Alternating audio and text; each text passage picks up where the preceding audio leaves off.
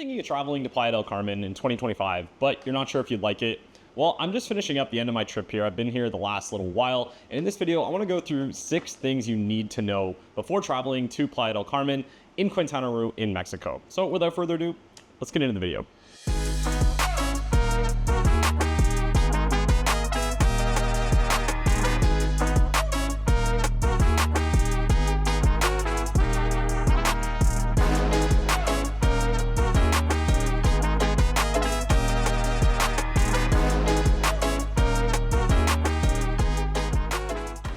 All right, welcome back to the channel. My name is Alex. This is the Lifting Nomad. And if you are new here, my channel is all about living a balanced lifestyle between travel, fitness, tequila, really just enjoying the little things in life, going out to eat, not leading too restrictive of a lifestyle. So not holding back on foods that I love, but also staying in shape to a decent degree. I'm someone who's prioritized the gym and fitness over the last few years, losing over 70 pounds from being over 220 pounds down to 150 at my leanest. So that's kind of the gist of what I value in a city. I've been to 30 or so countries since COVID, so I've gotten a pretty good idea of what makes a good city enjoyable and what makes it not enjoyable. So I've been staying in Playa del Carmen the last few weeks on Calle 38 or Calle 38, which is pretty close to Avenida Quinta, which is like the 5th Avenue, which is like the main popular drag of the city. So in this video is kind of going to be my perspective of living close to the beach, things that I think are important and would be valuable for you to understand if you are considering coming here in 2025. Okay, the first thing I do absolutely want to talk about is just avoiding taxis. If you are flying here, you are likely going to land at the Cancun airport. And just a little bit of background, it's become pretty notorious for things like the taxi mafia at the airport or even in town, where people have reported basically jumping in the wrong cab and all of a sudden they get drove around the corner and their friends jump into the car and they get like robbed blind. And for me, I'm very, very cautious about being in Latin America and trying not to take taxis as much as I can. I think it's just a risky move. Unfortunately, here in Playa del Carmen, you cannot use Uber, and there's really only a few ways to get from the airport in Cancun down to Playa del Carmen. So my recommendation would be to take the ADO Aeropuerto bus. Very cheap, very safe. They run kind of all the way through here. I went down to Tulum on one as well. They run all the time. They're super safe, super clean, air conditioned. You basically just put your bags in the bottom and then you just grab them when you get here. They run all the time and it's much more affordable as well. I had friends who did take a taxi from the airport, Cancun, down to Playa del Carmen. It's about a 45-minute drive. Ended up costing them $200 for that drive. I think the bus is like $9 or $10. I want to say I paid $11 to go to Tulum or $11 from the airport. One of the two, essentially like $10, let's say. Very, very cheap. So I would recommend that 100-fold over. And even when you're in town, the city is extremely walkable. Anything you're doing, if you are going on like an excursion or going snorkeling or deep sea fishing or going to the cenotes or something like that, usually they're gonna take you on a shuttle, which leads me into my second recommendation. If you do want a private ride from the airport, schedule something through like TripAdvisor, book a private shuttle. It's literally going to be cheaper than a taxi. I paid 140 Canadian dollars for a round trip private driver from the Cancun airport down to Playa del Carmen and then back. Much more reliable. You can actually schedule where you're going, what time to pick you up, all that good stuff. I came out of the airport, they were holding a sign with my name on it, super straightforward, and I managed to get here with no issues at all. Second thing I want to talk about is Spanish goes a long way here. And I know that sounds obviously a little bit obvious or obligatory, but it actually does make a huge difference. I've been taking Spanish classes for the last 3 years. I have a tutor from Colombia, and I've spent extensive time through Mexico, Colombia, Peru, Uruguay, Chile, Argentina, like a lot of South America. So my Spanish is really, really good. And I'm sure you've also noticed my complexion. I would perceived to be someone who doesn't speak Spanish, maybe porteños like Uruguay or Argentina, but for the most part, people look at me and they are surprised or shocked when they see me speaking really good Spanish. And it actually does a lot of things for you. First of all, like just getting better prices on things. Like for instance, I bought my niece a Messi kit, a football kit, so a jersey and shorts from just like one of the vendors here. Obviously not, let's say, the most authentic, I don't think, but it was going to cost me like close to $100 for the kit. I walked in, didn't even acknowledge that I spoke English. I just started with Spanish right out the gate, ended up paying like $30 US for the kit, just because they are setting the standard for local prices. If you are someone who speaks Spanish, they're going to understand that, okay, this is not someone I can just rip off and take to the cleaners.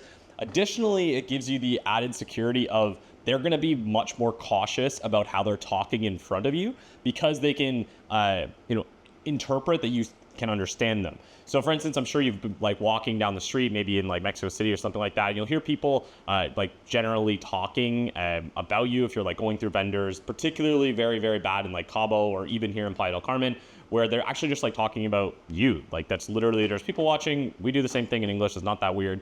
But if they think you can understand everything they're saying, they're going to be much, much more cautious about saying things literally about you.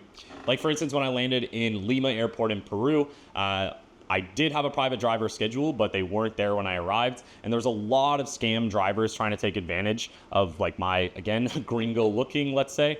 And I could actually understand them saying like, yeah, one guy said to the other taxi driver, yo, that's your boy there. Look at all the shit he has. And then immediately he came up and asked if I needed a ride. And it's like, these are much more like obvious scams, but being able to understand that this was not going to be a straightforward cab.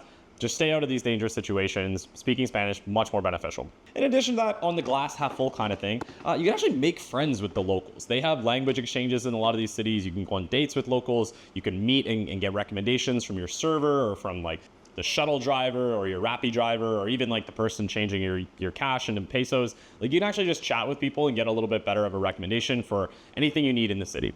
Third thing I did want to talk about is the safety here in Playa del Carmen. Keep in mind you are in Mexico. This is not, back home. And I know there's maybe like a little bit of hesitation around like the United States cops. As a Canadian, it's never even been something that crossed my mind. Like I know back home for the most part, cops generally have my best interests at heart. And if I need something or if I'm in danger, or if I just like am running down the street and I need to talk to a cop for whatever reason, like for the most part, they're going to hear you out and be on your side. Not necessarily the case here. And don't get me wrong, like there are obviously good people in all roles, but I think it's just more common to see a little bit of ill intent talking to these people down here. So just be cautious about relying on police. You're not in home country. This is Mexico. After dark, I would say in Playa del Carmen, like the Avenida Quinta, I've talked about this in other videos, the main street is always going to be very, very busy, pretty much 24/7. There's always going to be people walking down the street. In the mornings, you're going to see like joggers and people walking their dogs or going for coffees. And then like midday, you'll see like travelers and maybe cruise ship passengers and people shopping. Nighttime, people eating, drinking. Like there's always going to be people around. So I would say anytime you're traveling from like one end of the beach to the other, walking on Avenida Quinta is just going to ensure you're surrounded with other people. You're going to be visible. It's not going to be as easy for something bad to happen to you. And finally, within safety, like obviously be hesitant about illicit activities. If you are, you will see if you walk down Avenida Quinta at night, there are going to be ladies of the night. Generally, those things kind of lead into maybe like the less safe people in the city. So I would just be careful about what you're doing. It's your life to live, but you've been warned. Now, with that, I did just want to talk about Avenida Quinta as a whole. I think it is worth mentioning if you are coming down here. It's a fun little street. If you walk down it, you're going to get pestered all the time about smoke shops and masajes, información masajes, tourists. Just like it's kind of funny. It does get old after a while, but I find I just like walk with my AirPods in and they do generally ignore you. If you look like you know where you're going, you're not like stopping and looking around. It is what it is. I understand they have to make a living, and it's a fun walk. Honestly, I usually walk it every single day. It's entertaining. It's good people watching. But my advice here is don't just stay on Avenida Quinta. There are other restaurants that are off of it. You can go down to the beach that has some really, really good restaurants. Up where I am on like Calle 38, there's like another whole slew of restaurants up here that have been great and just a little bit more authentic, let's say. Like you don't need to just go to Senor Frogs and the Hard Rock Cafe and things like that. Like you're in Mexico, try some of the local cuisine, do something like go on Google, find some higher rated restaurants and check out maybe a little bit more authentic food. With that in mind, just the restaurants that you will find on Avenida Quinta, like kind of a rule of thumb, if they are pestering you to come into their store, it's likely going to be a ripoff. If they're telling you to come, oh, bienvenido, come take a seat at this restaurant, it's probably not going to be the best place. Like most of the good authentic food here, that's like the locals would go to, there's not going to be someone out front like pestering you to come inside. Now let's talk about the beaches here. I mean, Playa del Carmen is through and through a beach town. I went to Tulum this weekend. I'm going to cover this in another video. I really don't consider it too much of a beach town. There's like the Tulum city and then the Tulum beach area. Not as accessible. I'm going to cover this in another video, but Playa del Carmen is through and through a beach town. So let's talk about some of the best beaches. So I'd say the first one you'll see is like obviously Playa del Carmen Beach. That's exactly what it is. It's like the main drag at the end of Avenida Quinta, where the port is, where the ferry is that goes to Cozumel. This is where, like I was saying, like the Hard Rock Cafe is. This is where the big mural of the mermaids are. That part is, it's very, very popular. People play volleyball there. There's like live music all the time. There's some shows and dancing and that kind of thing. It is just very, very touristy. I wouldn't recommend going there all the time. The good news is the beach is pretty beautiful. And if you are like down closer to the water, you're not going to be pestered or anything like that. Again, it is fairly safe. There's people everywhere, lots of mix of locals and expats and nomads. But I just don't think it's like the best beach that I would go to all the time.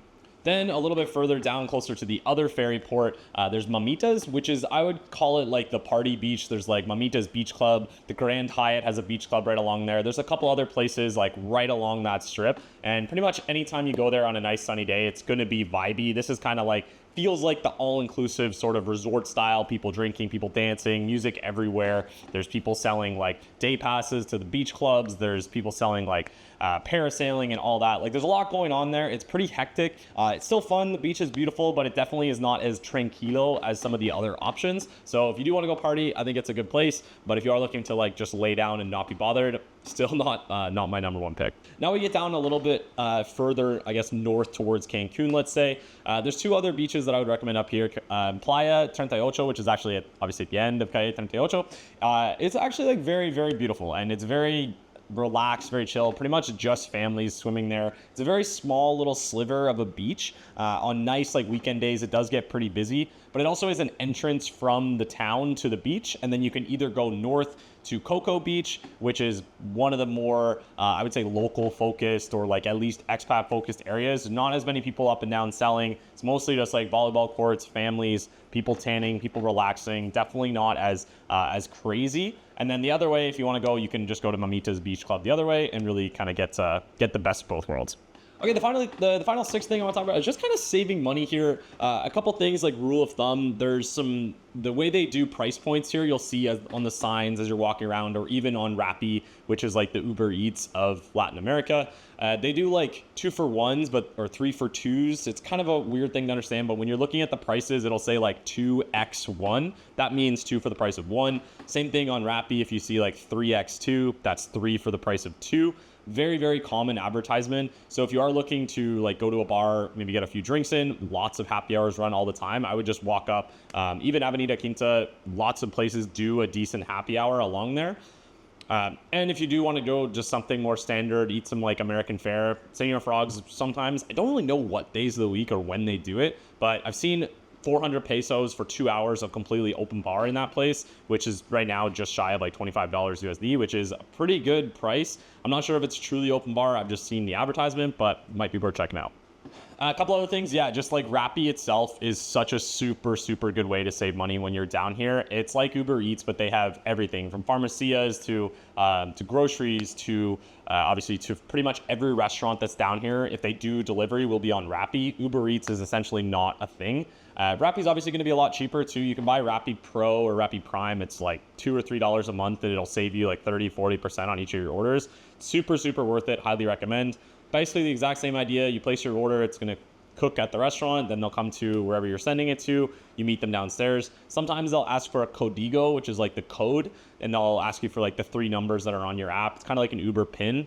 Same kind of idea. Highly, highly recommend Rappi. The last thing, I do recommend getting pesos instead of paying in US dollars. Reason being, anything like the pharmacies or the restaurants are pretty much going to take your conversion at a very bad rate. Think like right now it's almost 2,000 pesos for 100 US dollars, almost to the dot. Some restaurants, some pharmacies are taking like 1,600 pesos to $100, so it's not really a great deal. Like you're losing like, let's say 20 to 25% on some of those. And again, to that point, if you are getting pesos and you want to get a better rate for your US dollars, I would say get off of Avenida Quinta, go a little bit further inland, even like Calle 10 or 15 or 15, you're going to have better options for a cambio that will give you a better rate for your money. But that's pretty much, I think, like looking back on the time I spent here, the 6 big things I wish I knew at the beginning. Hopefully it was useful. If it was, feel free to leave a like or comment in the section below. Always helps the algorithm. If you do want to see my sort of first impressions of traveling down here, I will link that video right here so you can see. But otherwise, thank you very much for watching this video. My name is Alex. Welcome back to Lifting Nomad. We'll see you in the next one. Peace.